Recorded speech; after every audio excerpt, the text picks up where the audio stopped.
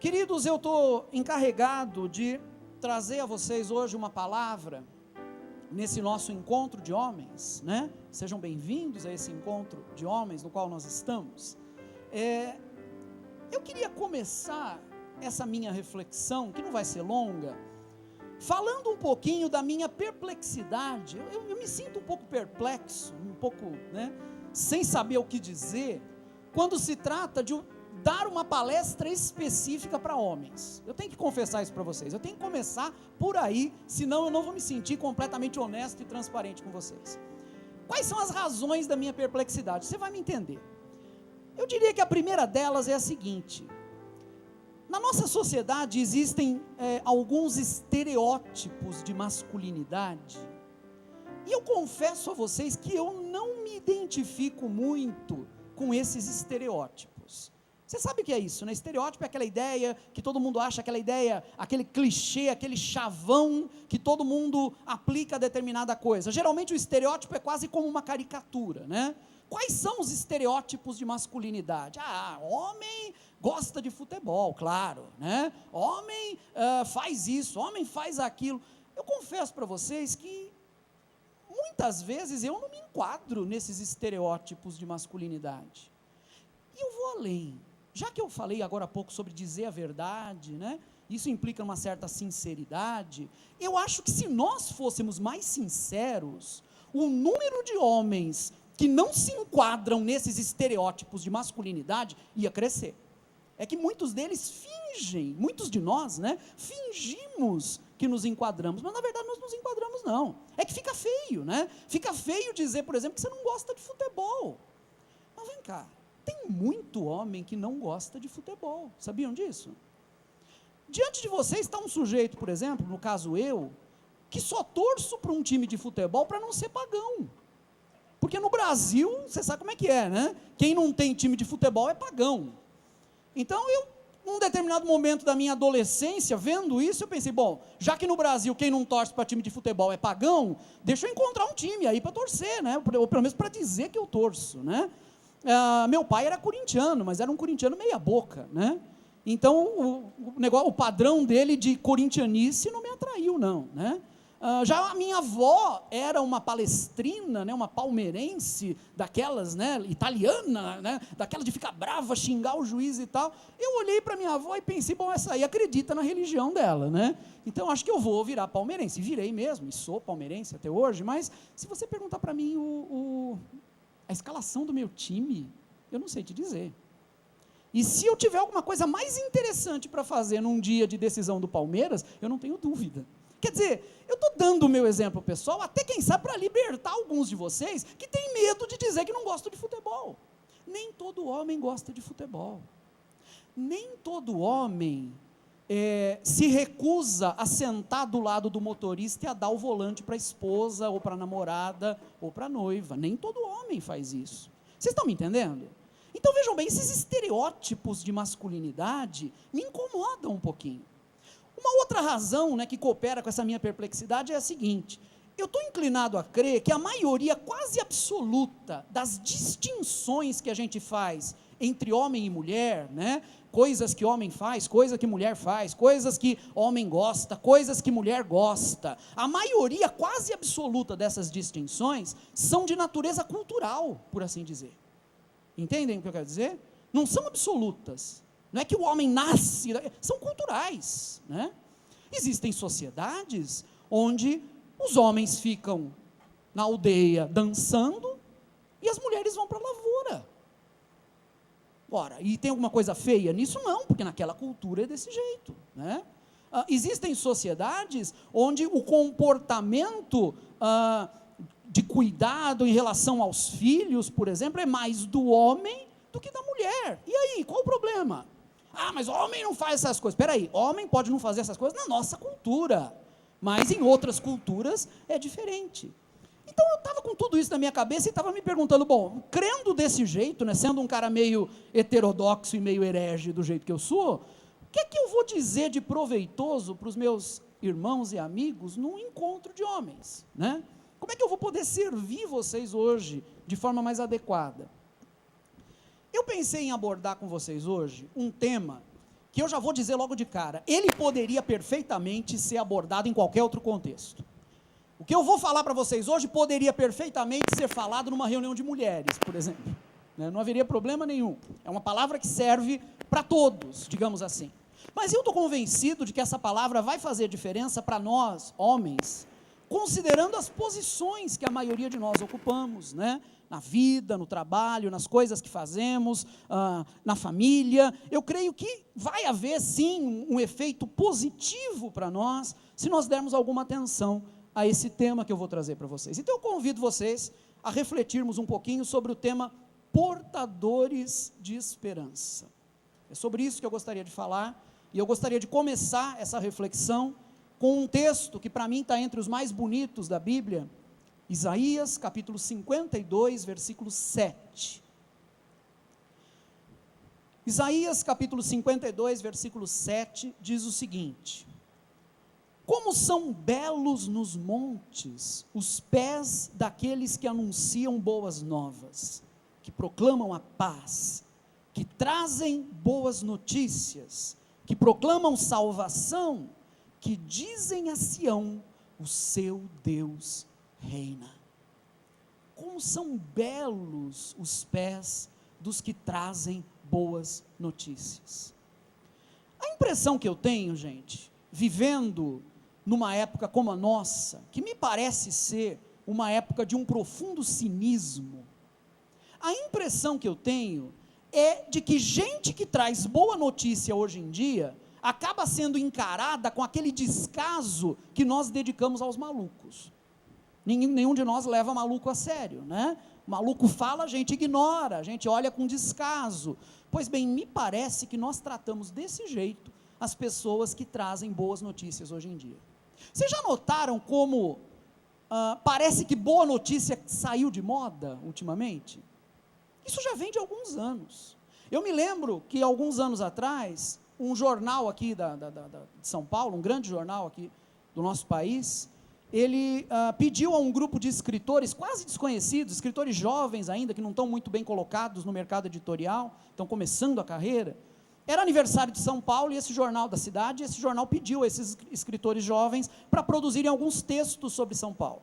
E eles produziram, né? Um grupo lá escreveu, cada um escreveu seu texto. Depois um grupo de especialistas analisou esses textos antes deles serem publicados no jornal. E esses especialistas ficaram chocados ao ver que todos os textos eram marcados pela desesperança, todos eles. Parece que o desespero, a falta de esperança é meio que o denominador comum dessa época na qual nós estamos vivendo. Eu não sei se vocês já notaram, mas quase todas as notícias que são veiculadas pela grande mídia, ou são notícias ruins, ou são enfocadas sempre pelo lado mais negativo. Já perceberam isso também? Parece que isso virou um costume. E eu novamente fico com a impressão de que as pessoas hoje em dia parece que têm medo de parecer ingênuas quando se revelam como positivas, quando se revelam como pessoas que têm esperança. No entanto, nós somos cristãos, certo ou errado? Estou enganado ou não? Não, somos cristãos. Não há como ser cristão e não ter esperança. Não é possível, né? Vejam, eu não estou sugerindo aqui que todo cristão deva fechar os olhos para as coisas ruins do mundo, para os problemas do mundo, muito ao contrário. Aliás, eu comecei há pouco falando sobre uma tragédia, um problema enorme, né? Longe de mim querer fechar os olhos para os problemas do mundo. Mas uma coisa é você denunciar o mal com o coração cheio de desespero. Outra coisa bem diferente é você denunciar o mal com aquela convicção evangélica, bíblica, de que é possível vencer o mal com o bem. Paulo escreve em Romanos capítulo 12, versículo 21, não se deixem vencer pelo mal, mas vençam o mal com o bem. Notem então que o mundo, apesar de ser um dom precioso de Deus, um presente de Deus para nós, o mundo não é um jardim florido. Há muitos espinhos no mundo, há muita maldade no mundo, mas é possível lutar contra essa maldade, é possível tornar o mundo um lugar melhor para nós. é possível ter esperança, e nós não devemos nos envergonhar de ter esperança, nós não devemos nos envergonhar de sermos portadores de uma boa notícia, porque de acordo com a escritura que nós lemos, os pés daqueles que portam boas notícias são belos.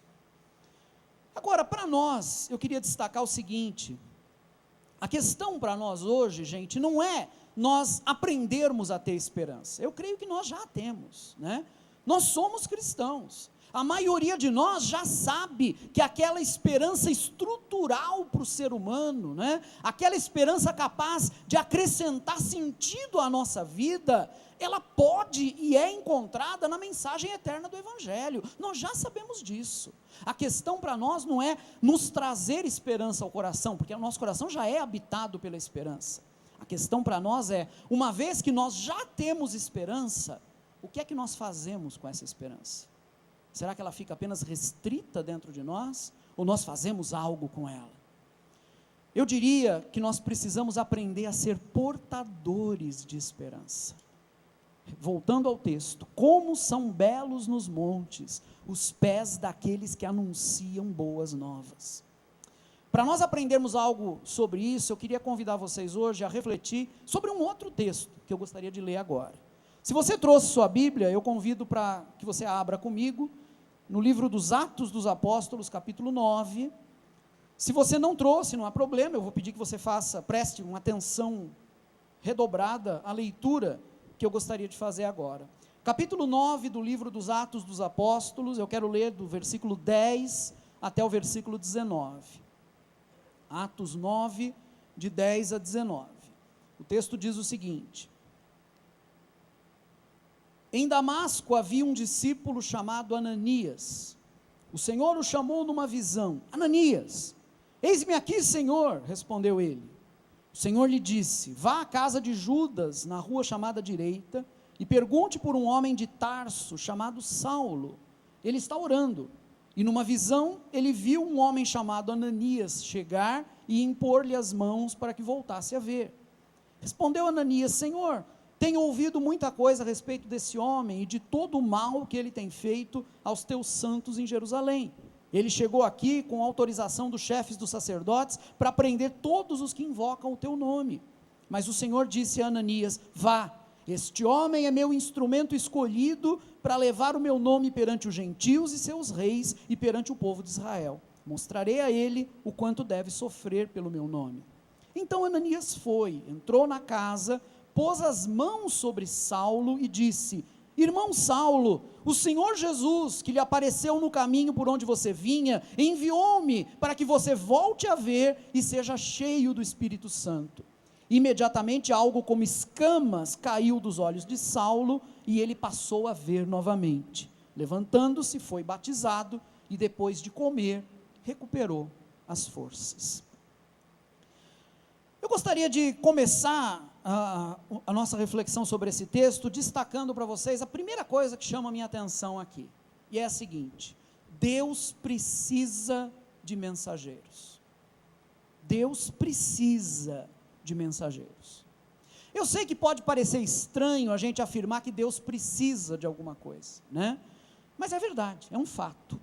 Nós estamos muito acostumados a pensar em Deus a partir de uma certa ideia de onipotência, né?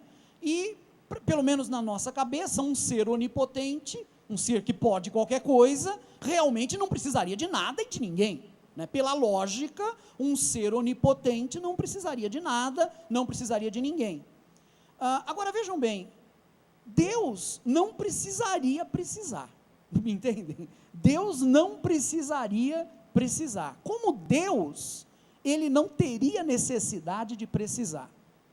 Mas a partir do momento que Deus cria um universo como o nosso, povoado por seres como eu e você, que temos liberdade de escolha, que temos vontade livre, a partir do momento que Deus cria um mundo como o nosso, com a gente dentro, de alguma maneira Deus se limitou.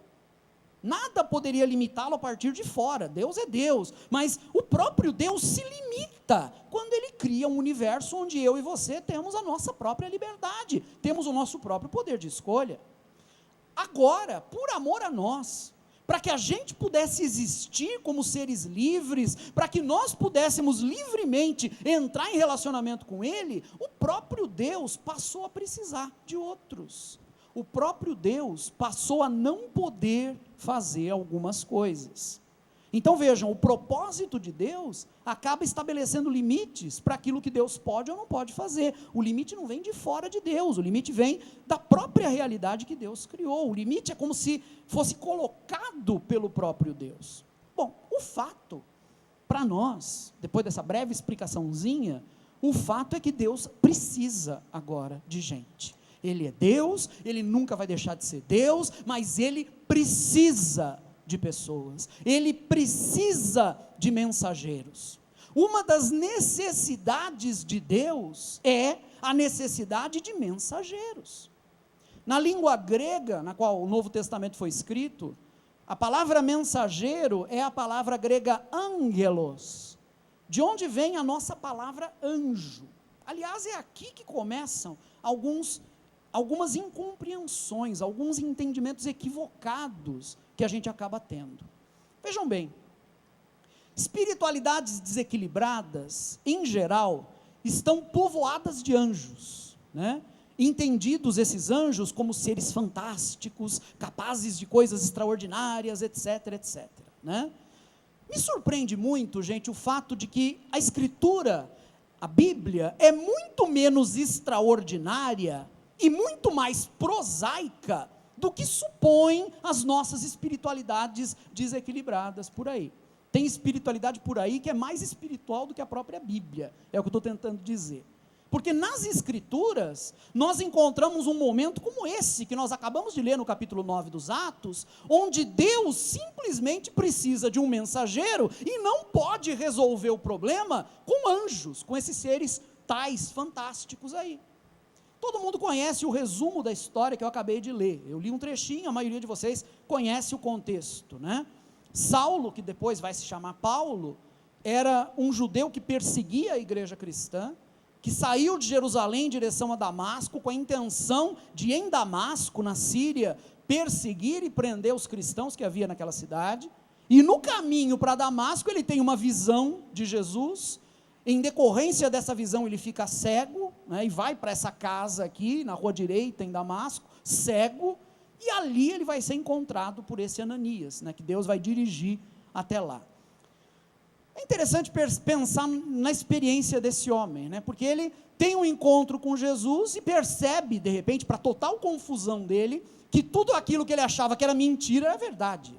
Ele perseguia a igreja, perseguia aqueles que seguiam o nome de Jesus, não cria em Jesus, e agora ele tem uma visão de Jesus e percebe que ele estava errado. Isso deixou o Saulo completamente desnorteado.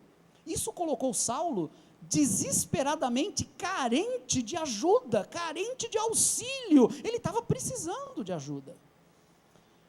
Interessante, porque o homem acabou de ter um encontro com Cristo ali na estrada. Mas tem coisas que nem Cristo pode fazer através de uma visão. Percebem isso? É interessante pensar, gente, que a visão não resolveu o problema ali, né?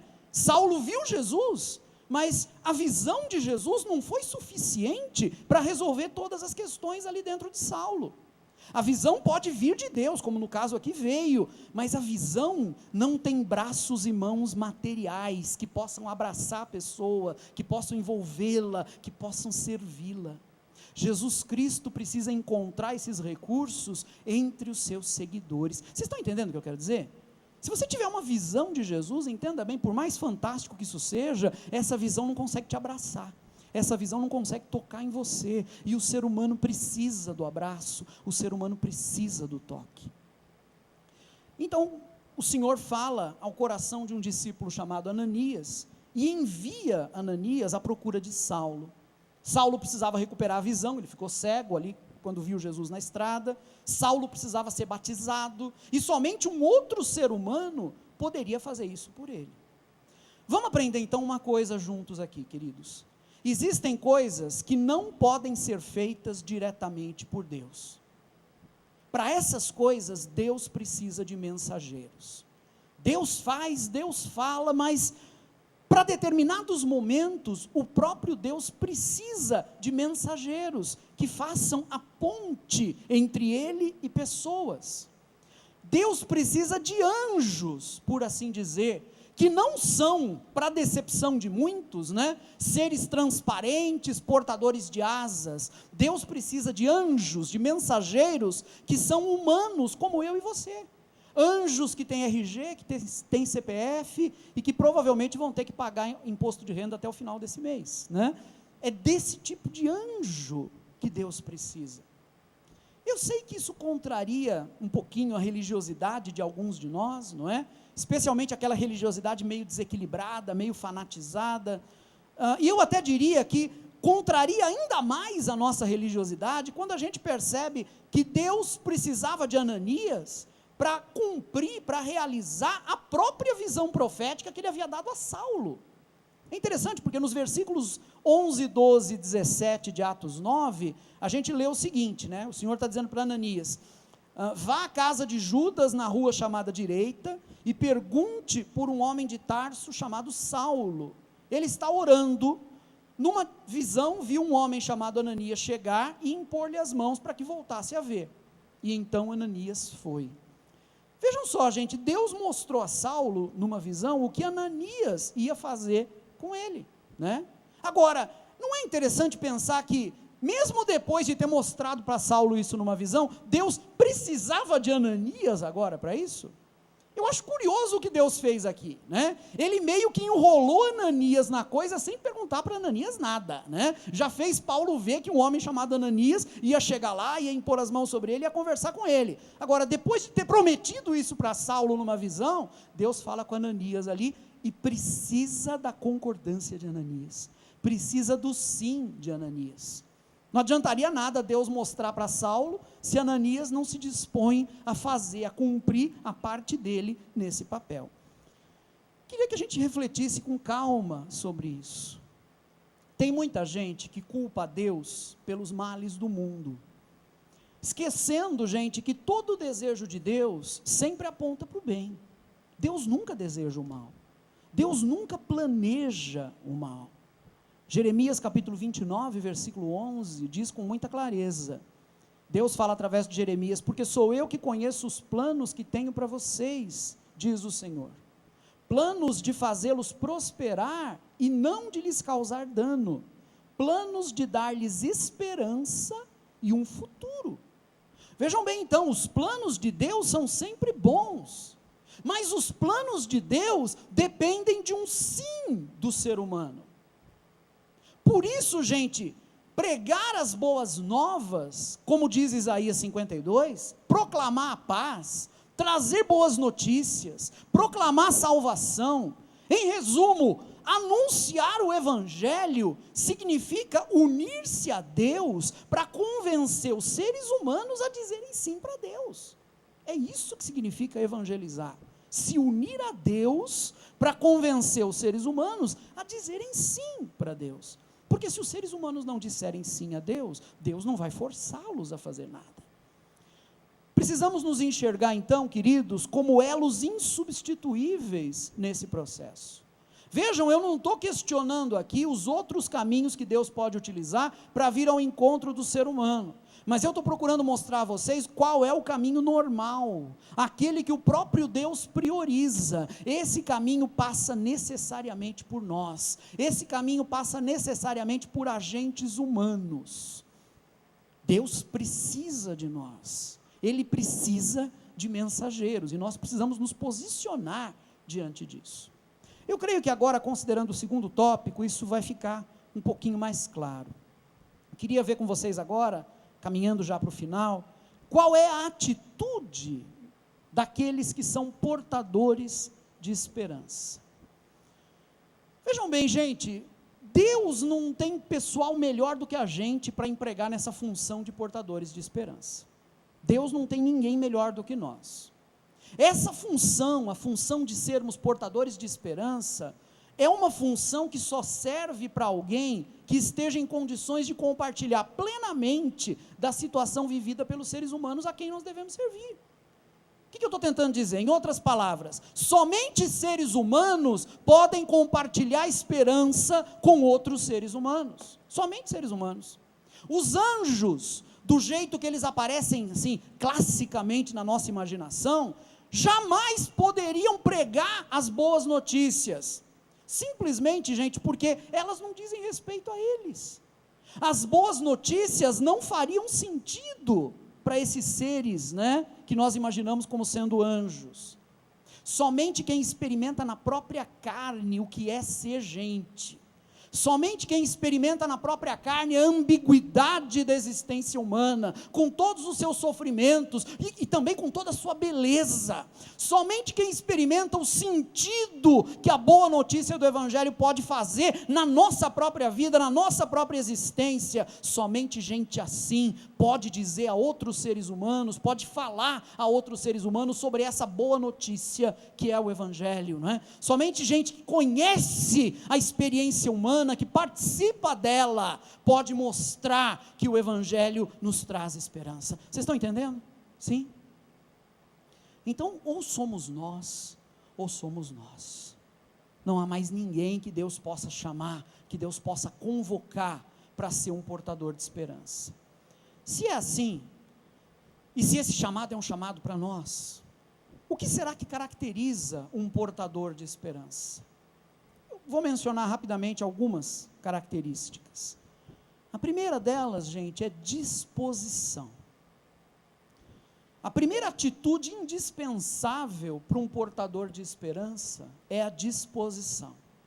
Atos capítulo 9, versículo 11, eu vou ler aqui pela versão revista e atualizada, diz o seguinte: dispõe-te e vai à rua que se chama direita. Dispõe-te. Vejam bem, queridos, se nós não nos dispusermos, as mãos de Deus vão permanecer imóveis, porque Ele depende das nossas mãos para dar expressão às mãos dEle. Compreendem isso? Deus depende das nossas mãos para dar expressão às mãos dEle. É através das nossas mãos que as mãos de Deus funcionam. Isso significa que nós precisamos vencer a preguiça.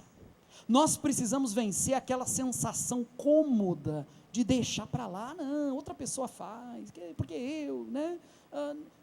Dispõe-te, diz o texto, né? Tenha disposição de fazer. Toda vez que nós nos omitimos, toda vez que nós nos percebemos convocados a fazer algo e nos omitimos, Deus precisa procurar outra pessoa.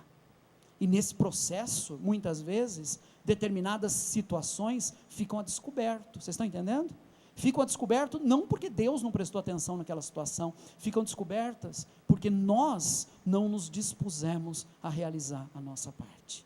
Então, disposição é fundamental. Agora, uma segunda característica que eu quero mencionar é o uso das nossas habilidades específicas. Vejam bem isso, gente. E acho que isso tem muito a ver, né, até com essa questão toda aí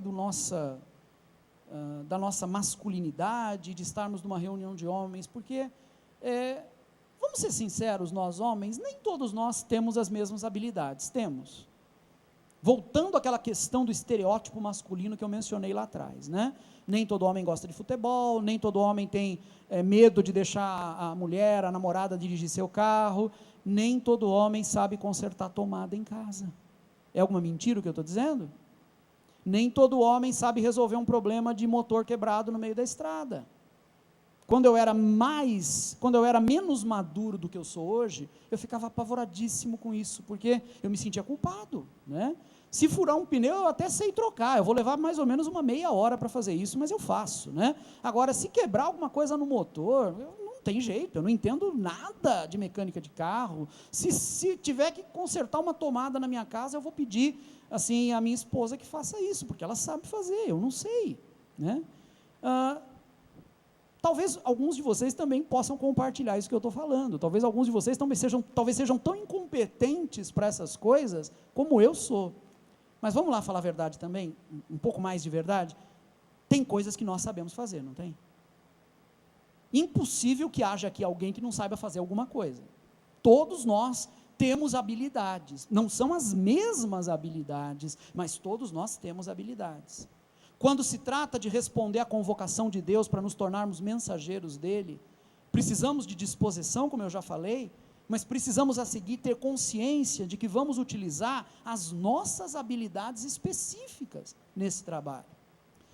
Muitas vezes nós temos ideias muito estereotipadas sobre essa coisa, por exemplo, de anunciar a boa nova, a boa notícia, né? Ouvimos falar disso e logo pensamos em atividades evangelísticas, né? Em pregação no sentido formal da coisa. E quando nós caímos nisso, quando nós caímos nesse erro, nós acabamos idealizando atividades que na maioria das vezes nós não vamos realizar, porque não estão no leque de habilidades da maioria de nós, né? Não é qualquer pessoa que sabe pregar, não é qualquer pessoa que tem condições de pegar uma pessoa na rua, vem cá que eu quero te falar da boa notícia do evangelho. Nem todo mundo sabe fazer isso, gente, né? Aliás, deixa eu dizer isso para que você se sinta aliviado, porque talvez alguns de vocês carreguem o peso ao longo da vida, né? De nunca ter tido habilidade para isso, e quem sabe lá atrás tentavam forçar em você esse tipo de habilidade. Estou dizendo para você já, nem todo mundo sabe fazer isso. Mas vejam bem, não se trata disso. Nós não estamos falando dessas atividades como sendo as únicas. O que nós estamos falando é que você pode servir usando as habilidades que você tem. Eu creio que nós devemos concordar, gente, que Deus nunca vai nos pedir coisas que primeiramente Ele não nos tenha capacitado a fazer, correto? Se Ele nos pede algo, primeiramente Ele nos capacita a fazer. Isso quer dizer que a nossa colaboração nos projetos de Deus passa sempre pelas coisas que nós sabemos fazer. A nossa colaboração nos projetos de Deus passa sempre pelas atividades que nós amamos, porque geralmente aquilo que nós sabemos fazer, nós amamos. Aquilo que nós sabemos fazer, nós fazemos porque gostamos de fazer, não é? Na maioria das vezes é assim. Na maioria das vezes, aquilo que nós fazemos bem porque amamos, porque somos apaixonados por aquilo. É justamente na esfera das nossas paixões, das coisas que nós amamos fazer, que nós vamos encontrar as nossas habilidades, que vamos utilizar no serviço a Deus como mensageiros dele. Por exemplo, gente, tem gente que é apaixonada por gente, tem gente que é apaixonada por pessoas, né? Talvez o Ananias aqui, que a gente está lendo sobre ele, a gente sabe pouquíssimo da vida desse Ananias, ele aparece aqui e desaparece e nunca mais se fala dele, mas talvez ele fosse parecido com o cara de quem a gente conhece um pouco mais, aquele sujeito chamado Barnabé, lembram dele? Aquele cristão de Jerusalém, que acabou sendo um companheiro nas atividades missionárias de Paulo durante um período, né? A gente lê sobre Barnabé, lá em Atos capítulo 4, versículo 36, o texto diz assim: José, um levita de Chipre, a quem os apóstolos deram o nome de Barnabé, que significa encorajador. Barnabé era o apelido desse tal José, né? José de Chipre, apelidado Barnabé. O apelido é encorajador, por quê? Porque o cara gostava de encorajar, né? Encorajar pessoas era com ele. Barnabé é o típico sujeito que se identifica com pessoas. Nós vemos que quando Saulo se converte aqui, pouco tempo depois, totalmente deslocado no meio da igreja, porque ele tinha perseguido os cristãos e depois se tornou um cristão, a turma não confiava nele. Paulo totalmente isolado no meio da igreja, quem vai atrás dele é Barnabé, né? Porque Barnabé era assim, Barnabé amava a gente, Barnabé gostava de encorajar. Tempos depois, quando Barnabé já é um companheiro de viagem de Paulo, e Paulo já não é mais uma pessoa deslocada, foi o Barnabé que integrou Paulo na igreja. Tempos depois, nós lemos em Atos 15, versículos 36 a 41, há uma controvérsia entre Paulo e Barnabé, e essa controvérsia é justamente por causa de uma outra pessoa. Havia um homem chamado João Marcos, que acompanhava Paulo e Barnabé nas missões, e que depois, com saudade de casa, abandonou Paulo e Barnabé e voltou para casa. E o Barnabé queria dar uma nova chance para o João Marcos, queria chamar o João Marcos para uma nova viagem. O Paulo disse: não, esse negócio não, o cara já deu para trás uma vez, vai dar de novo, então é melhor deixar ele com a mamãezinha dele lá em Jerusalém e não chamá-lo, né? Vocês percebem por aí que provavelmente o Paulo não era do tipo que amava pessoas, já fica claro isso, né? Ele não era como o Barnabé nesse sentido, ele era diferente. Vocês percebem como tem lugar para gente de todas as habilidades no reino de Deus? Nem todo mundo é Barnabé. Nem todo mundo é apaixonado por pessoas. Nem todo mundo sabe ser um encorajador. Talvez você não seja do tipo Barnabé, mas certamente você tem outras habilidades. O fato é que o Barnabé, quando viu a postura do Paulo, falou: bom, tudo bem, você não quer dar uma chance para o João Marcos? Então tá, segue você, vai fazendo o trabalho, eu vou voltar e vou pegar esse cara e vou trazer ele, porque esse cara está precisando de ajuda. Na verdade, o Barnabé estava vendo que o João Marcos estava na exata situação em que Paulo estava anos atrás. Paulo já não precisava mais de ajuda, já podia seguir com as próprias pernas dele, mas o João Marcos precisava. Então o Barnabé foi, pegou o João Marcos e passou a encorajá-lo, né? Tempos depois a gente sabe que o próprio João Marcos vai ser de grande ajuda no ministério de Paulo. Quer dizer, o investimento de tempo, né, e de esforço do Barnabé em João Marcos rendeu frutos positivos.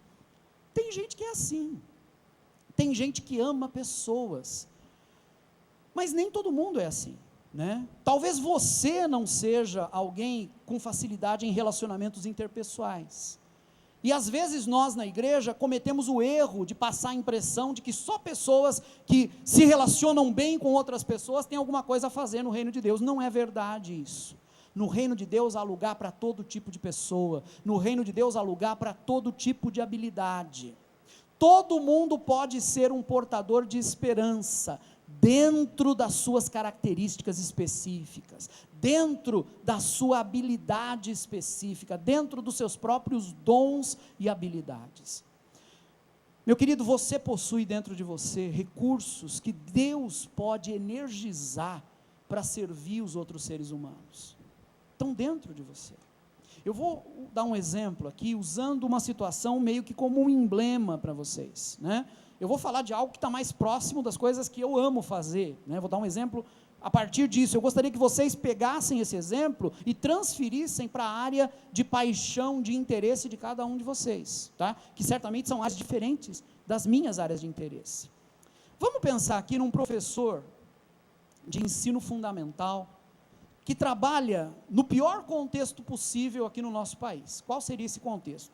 Uma escola pública de periferia, né? É um contexto terrível para um professor trabalhar.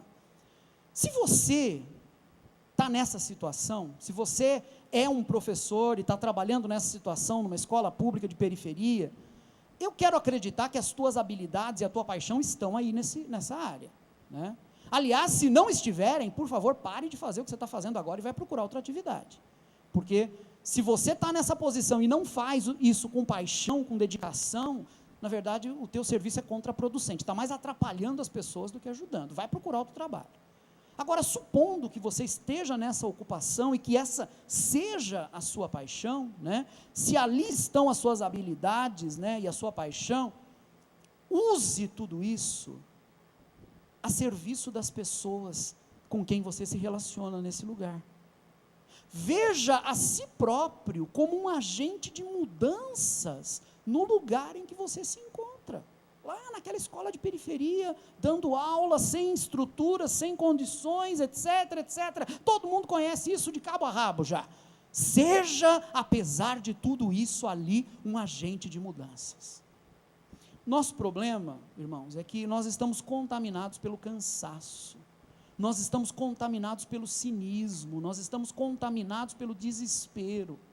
Numa situação dessas, o cara vai dizer: o que adianta? Meu trabalho vai influenciar apenas umas poucas pessoas ali. Meu querido, pensa no seguinte: se o seu investimento fizer diferença para uma única pessoa, já vai ter valido a pena.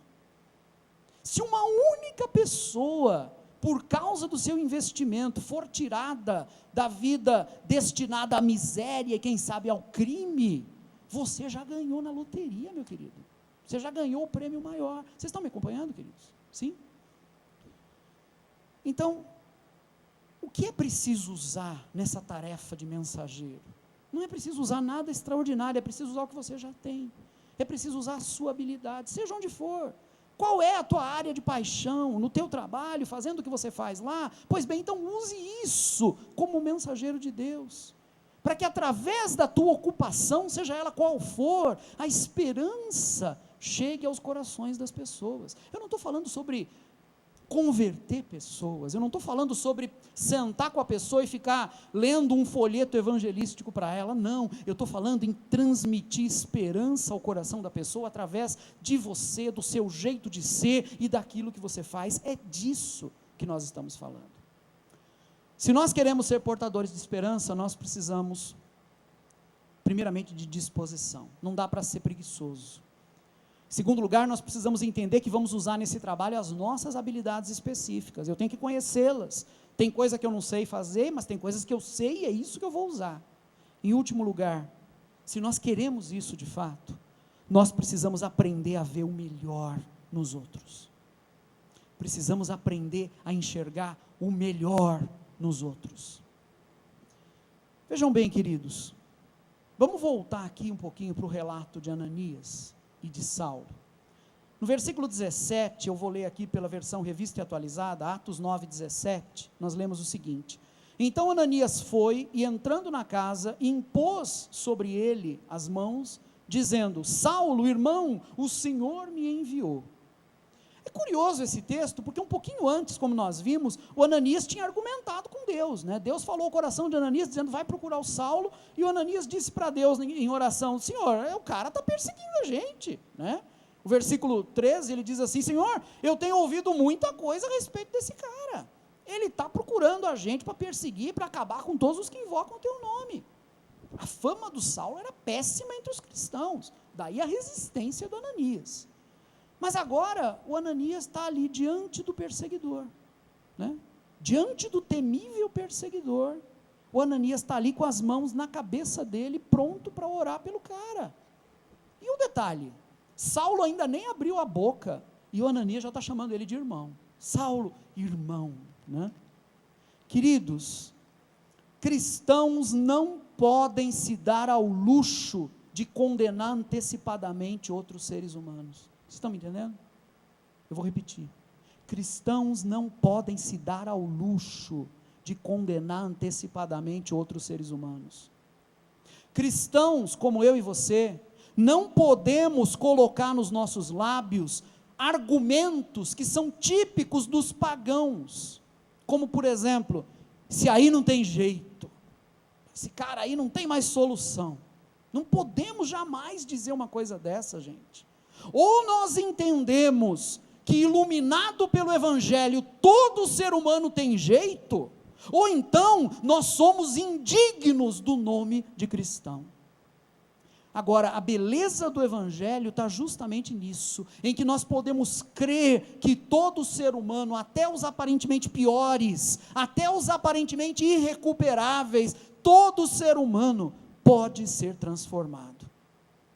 Pois bem, a respeito das pessoas a quem nós vamos servir, como portadores de esperança, nós precisamos pensar sempre o melhor.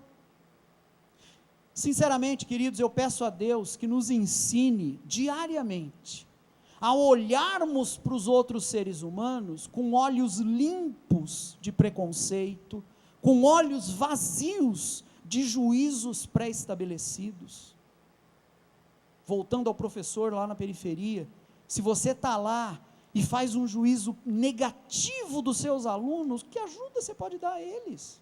Você tem que fazer um juízo positivo deles, você tem que pensar o melhor acerca deles, você deve pensar o melhor acerca das pessoas que você quer atingir com o seu serviço, porque essa é a única maneira de servi-las de forma adequada. Precisamos aprender a pensar o melhor das pessoas. Por incrível que pareça, nós cristãos, que deveríamos fazer isso automaticamente, precisamos ser ensinados, porque tem uma carga de preconceito que a gente acumulou na nossa vida religiosa, que nos impede de pensar o melhor acerca das pessoas. Posso compartilhar com vocês a minha própria experiência. Eu encontrei entre os ateus, gente com uma sensibilidade humana, que muito cristão não tem. Posso dizer isso com toda tranquilidade. Encontrei entre os ateus gente sensível e humana, de um jeito que muito cristão não é. Eu já conheci mães de santo, com uma capacidade de amar, que supera muito cristão pentecostal que eu já conheci na vida. E eu estou me referindo a esses dois exemplos aqui, ateus e mães de santo, Porque eu sei que a maioria dos evangélicos encara pessoas assim com preconceito. Ateu, onde já se viu, né? Nossa, mãe de santo, Deus me livre. Aliás, cá entre nós, né? Está mais do que na hora de acabar essa demonização que nós fazemos, que nós criamos na cabeça dos evangélicos em torno das religiões afro-brasileiras. Está mais do que na hora de acabar com essa demonização. Porque não é bonito que cristãos façam isso. Nós temos que pensar o melhor acerca das pessoas. O que você acha que Jesus, como é que você acha que Jesus trataria uma pessoa dessas? Como é que Jesus trataria um ateu numa conversa? Como é que Jesus trataria uma mãe de santo numa conversa? Na maioria das vezes não é como nós evangélicos tratamos quando estamos em contato com essas pessoas. Precisamos aprender a pensar o melhor acerca de todas as pessoas. Então, na minha experiência, gente, eu desisti de fazer essas separações que a religião, muitas vezes, mal direcionada, nos incute. Eu abri meu coração para todas as pessoas, acreditando que eu posso esperar o melhor delas, e me dispondo a oferecer a elas o que há de melhor em mim. Talvez você diga, nossa, Rui, isso é muito ingênuo, porque as pessoas também são ruins, também têm coisas más, também podem querer ferir. Eu sei perfeitamente disso, mas eu ainda prefiro acreditar. Eu ainda prefiro pensar o melhor. Se elas me magoarem, me magoaram, eu sigo em frente. Deus me ajuda a lidar com isso. Mas cada vez mais eu percebo que quando eu estou aberto para as pessoas, quando eu vou às pessoas sem armas, não é? Sem medo, sem agressividade, eu não encontro nas pessoas vontade de me ferir. Vocês estão me entendendo? Quando eu vou aberto, o que eu encontro é abertura, o que eu encontro é receptividade. Quando eu penso o melhor das pessoas, o fato de fazer isso geralmente amolece as pessoas e faz até com que essas pessoas se tornem melhores do que são geralmente. O desafio que a palavra de Deus está fazendo para a gente hoje é muito simples. Vamos passar a nos ver como os anjos, os mensageiros dos quais Deus pode dispor lá no contexto em que a gente vive? Que tal isso? Vamos nos dispor a ser esses anjos? Se homens gostam de desafio, não é, como parece que ensinam os estereótipos por aí, vamos dar crédito então a esse estereótipo. Se homens gostam de desafios, se os desafios revelam a masculinidade, que tal provar sua masculinidade aceitando esse desafio? O desafio de ser um mensageiro, um portador de esperança. Se nós aceitarmos esse desafio, gente, cada ocasião cotidiana, cada relacionamento na nossa casa ou no nosso trabalho, o ambiente na escola onde a gente estuda, na própria profissão, tudo pode se tornar um caminho pelo qual nós podemos encontrar os outros seres humanos, a fim de contrabandear para dentro deles o tesouro mais precioso que nós cristãos possuímos, que é o tesouro da esperança. Que Deus nos ajude nisso, em nome de Jesus. Amém? Vamos ficar em pé e orar juntos?